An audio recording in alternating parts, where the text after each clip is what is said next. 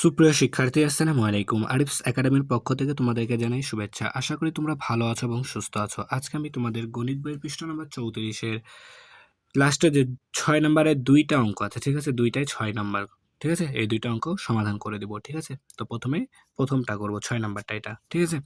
দেখো প্রশ্নটা পড়ো। বলছে রেজা তার কক্ষের মেঝেতে বসানোর জন্য ৯ সেন্টিমিটার দৈর্ঘ্যের ও ৬ সেন্টিমিটার প্রস্থের, ঠিক আছে? তাহলে ৯ সেন্টিমিটার দৈর্ঘ্যের ও ৬ সেন্টিমিটার প্রস্থের একটি প্রস্থের টাইলস কিনলো।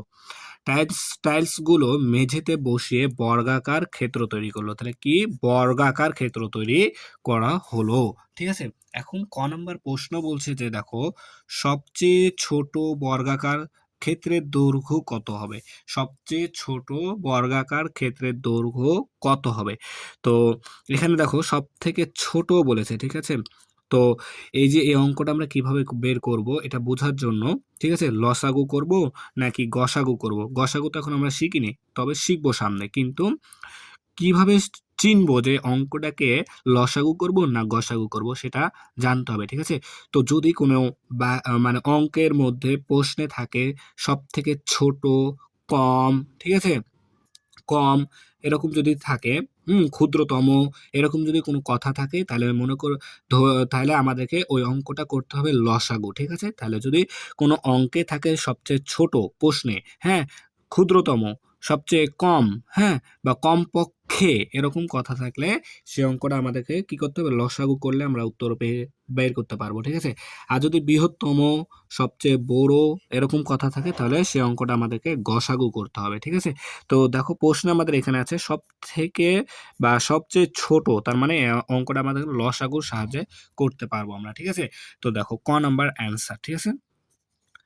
তো দেখো এখানে আমার কিন্তু দুইটাই মান দেওয়া আছে, অর্থাৎ যদি আমরা এই ৯ এবং ৬ এর লসাগুটা বের করি, এই লসাগু যত হবে, হ্যাঁ, সবচেয়ে ছোট বর্গের ক্ষেত্রে দৈর্ঘ্যও তত হবে, ঠিক আছে? তাহলে ক নাম্বার এখানে ৯ ও ৬ এর লসাগু,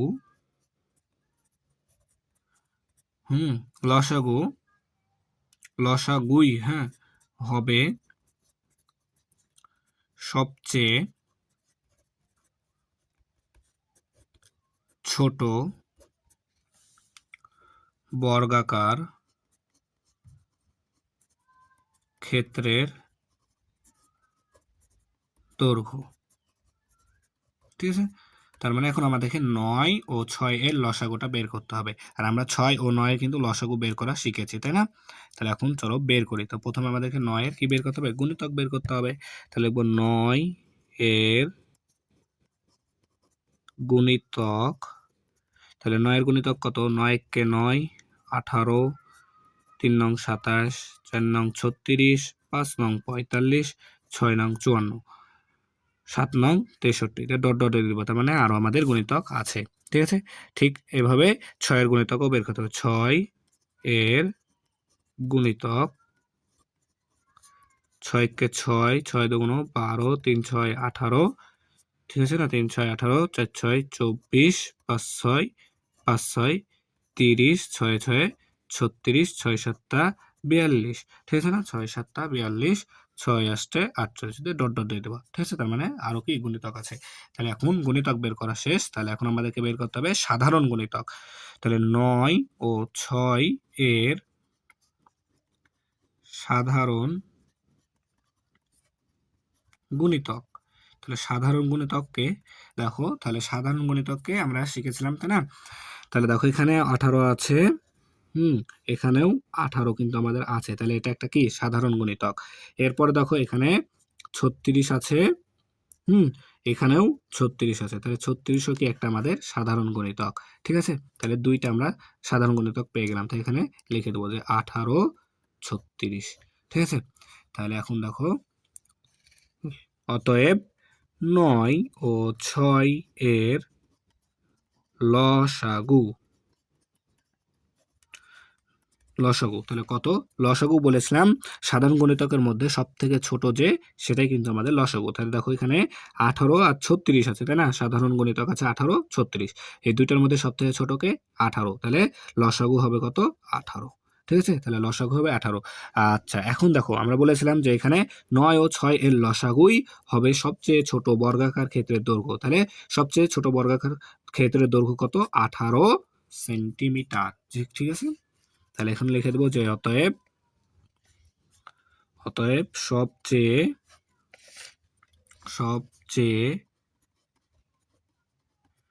ছোট বর্গাকার ক্ষেত্রের দৈর্ঘ্য, সবচেয়ে ছোট বর্গাকার ক্ষেত্রের দৈর্ঘ্য কত? 18 সেন্টিমিটার। ঠিক আছে, এটাই উত্তর আমাদের। ঠিক আছে, খুব সহজ কিন্তু। এখন খ নাম্বার প্রশ্ন দেখো, বলছে যে সবচেয়ে ছোট বর্গাকার ক্ষেত্র তৈরি করার জন্য বর্গাকার ক্ষেত্র তৈরি করার জন্য কয়টি টাইলস প্রয়োজন? ঠিক আছে, কয়টি টাইলস প্রয়োজন সবচেয়ে ছোট বর্গাকার ক্ষেত্র তৈরির জন্য? তাহলে এখন দেখো খ নাম্বারটা। ঠিক আছে, তো খ নাম্বার আমাদের প্রশ্ন বলেছে যে কি সবচেয়ে ছোট বর্গাকার ক্ষেত্র তৈরি করার জন্য কয়টি টাইলসের প্রয়োজন। ঠিক আছে, তো এই টাইলস কয়টি প্রয়োজন সেটা নির্ণয়ের ক্ষেত্রে আমাদেরকে প্রথমে আগে, হ্যাঁ, সবচেয়ে ছোট বর্গাকার ক্ষেত্রের এই বর্গাকার ক্ষেত্রফলটা বের করতে হবে। আর হচ্ছে এই টাইলসের ক্ষেত্রফলটা আমরা যদি বের করতে পারি তাহলে কিন্তু আমরা খুব সহজে কিন্তু উত্তরটা বের করতে পারবো। ঠিক আছে, তো দেখো আমরা ক হতে পেয়েছিলাম, ক নম্বরে, আচ্ছা, ক নাম্বারে পেয়েছিলাম যে বর্গাকার ক্ষেত্রে দৈর্ঘ্য কিন্তু পেয়েছিলাম, তো এখানে লিখলাম যে ক হতে পাই। ঠিক আছে, ক হতে পাই যে বর্গাকার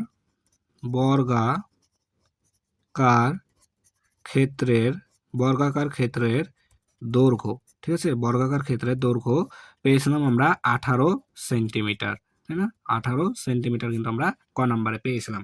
এখন বর্গাকার ক্ষেত্রের ক্ষেত্রফলটা আগে আমাদেরকে বের করতে হবে। তো বর্গাকার ক্ষেত্রে ক্ষেত্রফল বের করার সূত্র হচ্ছে কি দৈর্ঘ্য স্কয়ার, অর্থাৎ দৈর্ঘ্য স্কয়ার। ঠিক আছে, দৈর্ঘ্য স্কয়ার বা বাহু স্কয়ার দিলেই হলো। তো দেখো এখন লিখবো যে বর্গাকার, তাহলে ক্ষেত্রফলটা বের করে দিই। বর্গাকার ক্ষেত্রের ক্ষেত্রফল। ঠিক আছে, তাহলে বর্গাকার ক্ষেত্রের ক্ষেত্রফল দেখো এখানে দৈর্ঘ্য আছে, এই দৈর্ঘ্যকে যদি আমরা 2 বার গুণ করি তাহলে কিন্তু স্কয়ার হয়ে যায়, তাহলে 2 বার গুণ করলে ক্ষেত্রফলটা চলে আসবে, তাহলে 18 গুণ 18। ঠিক আছে, 18 গুণ 18 এটা কিন্তু সূত্র। ঠিক আছে, বর্গ সেন্টিমিটার হয়ে যাবে এখন। ঠিক আছে, বর্গ সেন্টিমিটার। ঠিক আছে, তাহলে দেখো 18কে যদি 18 দ্বারা গুণ করো, তাহলে দেখো 18কে যদি আমরা 18 দ্বারা গুণ করি তাহলে 8 8 64, 4 হাতে থাকে 6, 8 একে 8, 8 4 6 14, তাই না? 0, 8 একে 8 আর 1 একে 1, তাহলে যোগ করো, দেখো 4 8 4 12, 2 হাতে থাকে 1, 1 একে 2 আর একে 3, 324। ঠিক আছে, তাহলে এখানে 324 বর্গ সেন্টিমিটার। ঠিক আছে, 324 বর্গ সেন্টিমিটার, এটা পেলাম বর্গাকার ক্ষেত্রের ক্ষেত্রফল। এখন আমাদেরকে টাইলসের ক্ষেত্রফলটা বের করতে হবে। তো দেখো এখানে টাইলসের দৈর্ঘ্য দেওয়া আছে 9 সেন্টিমিটার। ঠিক আছে, এবং প্রস্থ দেওয়া আছে 6 সেন্টিমিটার। ঠিক আছে, তো এই টাইলসের ক্ষেত্রফল আমরা যদি বের করি তাহলে এই দৈর্ঘ্য গুণ প্রস্থ যদি গুণ করে দিই তাহলে কিন্তু আমাদের ক্ষেত্রফলটা চলে আসবে, টাইলসের ক্ষেত্রফল। ঠিক আছে, তাহলে এখানে লিখবো যে টাইলসের, ঠিক আছে, টাইলসের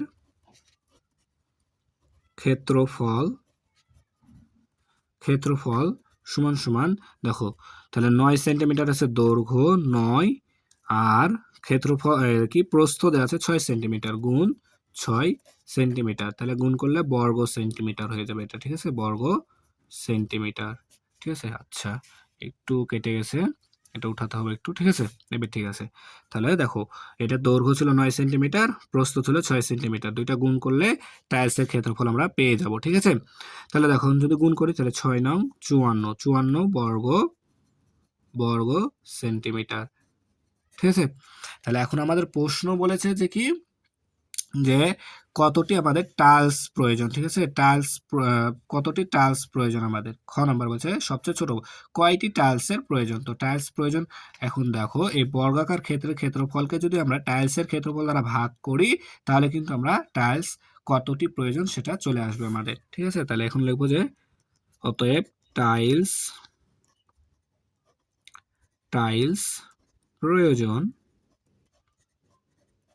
প্রয়োজন সমান সমান, তাহলে বর্গাকার ক্ষেত্রের ক্ষেত্রফলকে টাইলসের ক্ষেত্রফল দ্বারা ভাগ করতে হবে, ঠিক আছে? 324 ভাগ 54 ভাগ করলে আমাদের উত্তরটা চলে আসবে। তাহলে সেন্টিমিটার, বর্গ সেন্টিমিটার। তাহলে এখন চলো ভাগ করি, ঠিক আছে? তো ভাগ করব, দেখো আমি এটাকে এখানে ভাগ করি। তাহলে 54 ভাগ 324, ঠিক আছে? তাহলে দেখো, তাহলে এপার আমাদের দুইটা সংখ্যা আছে, এপারও দুইটা সংখ্যা নিতে হবে। তাহলে এটা বড় হয়ে যাচ্ছে, এটা ছোট হয়ে যাচ্ছে, তাহলে ভাগ যায় না, তাহলে তিনটা সংখ্যা নিতে হবে। তাহলে 54কে আমাদেরকে এমন একটা সংখ্যা দ্বারা গুণ করতে হবে জানে কি আমাদের এখানে কি 324 চলে আসে, ঠিক আছে না? তাহলে দেখো যদি আমি 54কে 6 দ্বারা গুণ করি, তাহলে দেখো 6 4 6 24, 4 6 24, 4 হাতে থাকে 2, 5 6 30 আর 2 32, 324 দেখো 6, তাহলে 324। তাহলে আমাদের দেখো ভাগফল আসলো 6, ঠিক আছে? তাহলে আমাদের কয়টি লাগবে? আচ্ছা, এখানে বর্গ সেন্টিমিটার হবে না, এখানে টি হবে, তাই না? তার কারণ কি আমাদের টাইলস কয়টি প্রয়োজন, তাহলে এত টি প্রয়োজন হবে, তাই না? তাহলে কত পেলাম আমরা এখানে? 6, তাহলে 6টি। তাহলে দেখো টাইলসের প্রয়োজন আমাদের কয়টি? 6টি। এটা আমাদের উত্তর, ঠিক আছে? আশা করি তাহলে তোমরা এটা বুঝতে পারলা, ঠিক আছে? এটা কিন্তু আমাদের অ্যান্সার। এখন গ নাম্বারটা চলো। তাহলে দেখো এখন গ নাম্বার বলেছে দ্বিতীয় ক্ষুদ্রতম বর্গাকার ক্ষেত্র তৈরি করার জন্য কয়টি টাইলস প্রয়োজন, ঠিক আছে? দ্বিতীয় ক্ষুদ্রতম বর্গাকার ক্ষেত্র, তাহলে কয়টি টাইলস লাগবে? তো দেখো গ নাম্বার, তাহলে আমরা ক নাম্বারে পেয়েছিলাম কিন্তু সবচেয়ে ছোট বর্গাকার ক্ষেত্র দৈর্ঘ্য, সেটা লিখে নিই আগে। ক হতে পাই সবচেয়ে ছোট বর্গাকার ক্ষেত্রের দৈর্ঘ্য সমান 18 সেন্টিমিটার। এখন আমাদের বলেছে দ্বিতীয় ক্ষুদ্রতম, তাহলে আমরা লিখবো অতএব দ্বিতীয় ক্ষুদ্রতম বর্গাকার ক্ষেত্রের দৈর্ঘ্য, ঠিক আছে? তাহলে দেখো এখানে যেহেতু বলেছে দ্বিতীয়, তাই এই যে প্রথমে যেটা পেয়েছি না, এটার সাথে আমরা 2 দ্বারা গুণ করব। যদি বলতো তৃতীয়, তাহলে এটার সাথে আমরা 3 দ্বারা গুণ করব, ঠিক আছে? আবার যদি বলতো চতুর্থ, তাহলে এটার সাথে আমরা 4 দ্বারা গুণ করতাম, ঠিক আছে? তো আমাদের এখন যেহেতু বলেছে দ্বিতীয়, তাই 18-র সাথে আমরা 2 দ্বারা গুণ করে দেব, ঠিক আছে? তাহলে সেন্টিমিটার, তাহলে 18 দুগুণ 36 সেন্টিমিটার, ঠিক আছে? তাহলে এটা পেলাম কি? এটা পেলাম আমরা এখন দৈর্ঘ্য। এখন এটার ক্ষেত্রফল নির্ণয় করতে হবে, ঠিক আছে? তাহলে অতএব দ্বিতীয় ক্ষুদ্রতম, তোমরা এখানে লিখে নিবা, ঠিক আছে? এগুলো লেখা ভালো, ঠিক আছে? তা আচ্ছা আমি লিখেই দিচ্ছি যে দ্বিতীয় ক্ষুদ্রতম বর্গাকার ক্ষেত্রের ক্ষেত্রফল ক্ষেত্রফল কিন্তু আমরা শিখলাম, তাই না? দৈর্ঘ্যকে 2 বার গুণ করলে আমরা কিন্তু ক্ষেত্রফলটা পেয়ে যাবো। অর্থাৎ এখানে 36কে 2 বার গুণ করতে হবে, 36 গুণ 36 বর্গ সেন্টিমিটার, ঠিক আছে না? বর্গ সেমি, ঠিক আছে? তাহলে দেখো 36কে 36 দ্বারা যদি তোমরা গুণ করো, ঠিক আছে?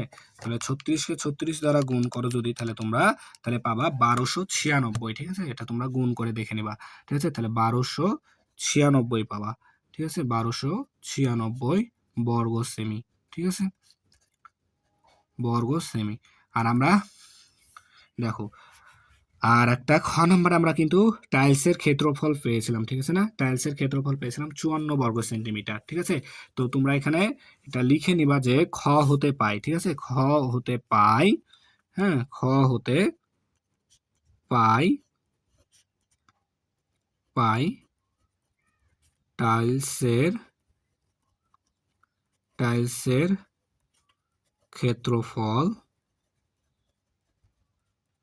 54 বর্গ সেন্টিমিটার বর্গ সেমি, তাই না? এটা কিন্তু আমরা খ নম্বরে পেয়েছিলাম, ঠিক আছে? তাহলে এখন যদি আমরা এই বর্গাকার ক্ষেত্রের ক্ষেত্রফলকে টাইলসের ক্ষেত্রফল দ্বারা ভাগ করি, তাহলে কিন্তু আমাদের টাইলসের সংখ্যাটা চলে আসবে, তাই না? যে কতটি টাইলস আমাদের প্রয়োজন সেটা কিন্তু আমরা বের করে ফেলতে পারবো। তাহলে এখন লিখবো অতএব টাইলস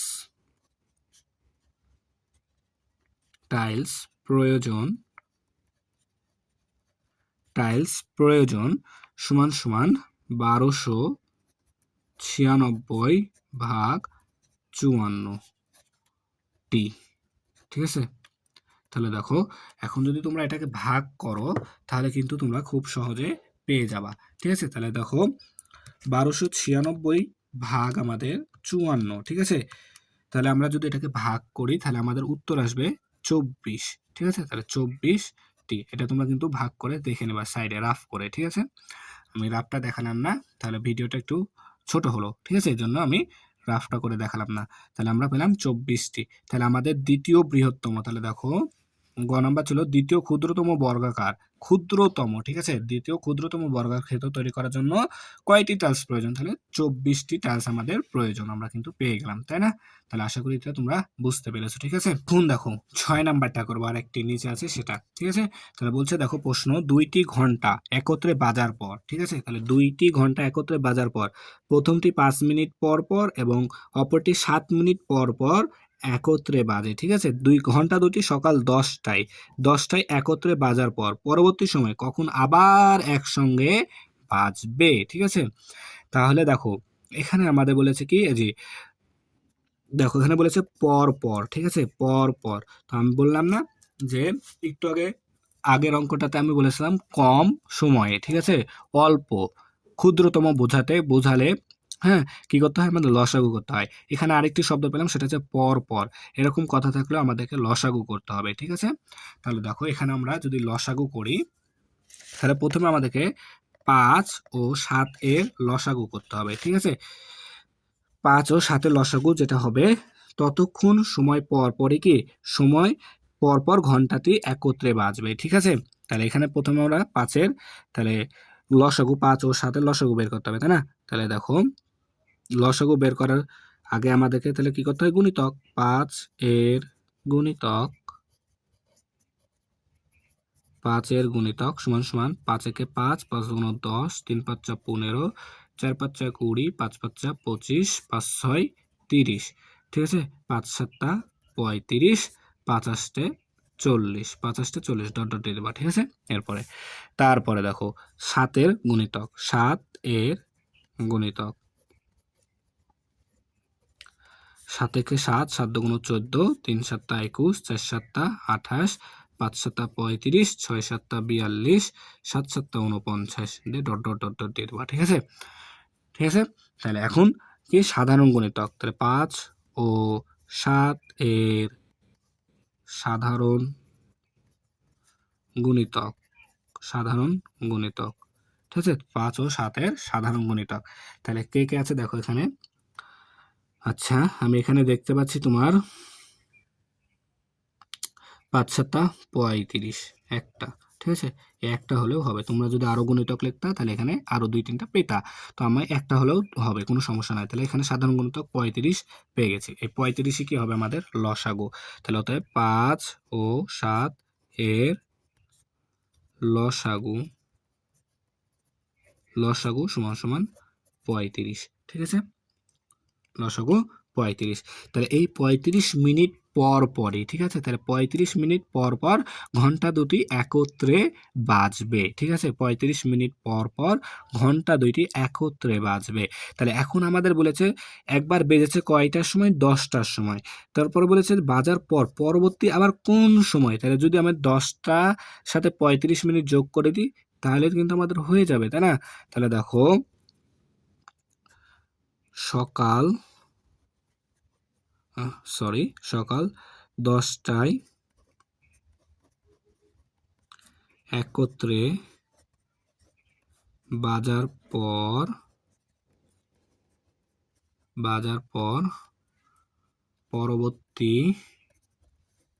পরবর্তী সময়ে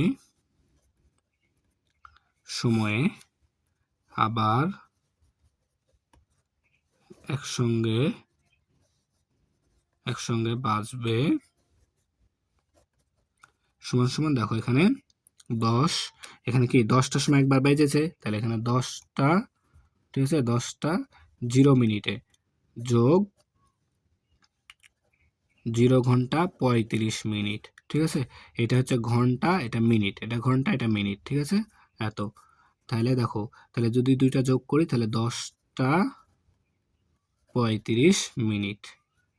হ্যাঁ? তাহলে ১০ টা ৩৫ এ আবার কি ২ টা একত্রে বাজবে। ঠিক আছে? ১০ টা ৩৫ এ আবার কি ২ টা একত্রে বাজবে। তাহলে আমাদের প্রশ্ন কিন্তু ওটাই বলেছিল যে ১০ টায় একত্রে বাজার পর পরবর্তী কোন সময়ে আবার একসঙ্গে বাজবে? ঠিক আছে? তাহলে ১০ টায় সময় একসঙ্গে বাজার পর পরবর্তী আবার ৩৫ মিনিট পর অর্থাৎ ১০ টা ৩৫ এ ঘন্টা ২ টি একত্রে বাজবে। ঠিক আছে? তাহলে এটাই হচ্ছে আমাদের অ্যান্সার। তাহলে আশা করি তোমরা বুঝতে পেরেছো। ঠিক আছে? তাহলে আজকে এই পর্যন্তই। ভিডিওটি ভালো লাগলে অবশ্যই লাইক, কমেন্ট, শেয়ার করতে ভুলবে না এবং পরবর্তী ভিডিও সবার আগে পেতে আমাদের চ্যানেলটি সাবস্ক্রাইব করে রাখো। আল্লাহ হাফেজ। আসসালামু আলাইকুম ওয়া রাহমাতুল্লাহ।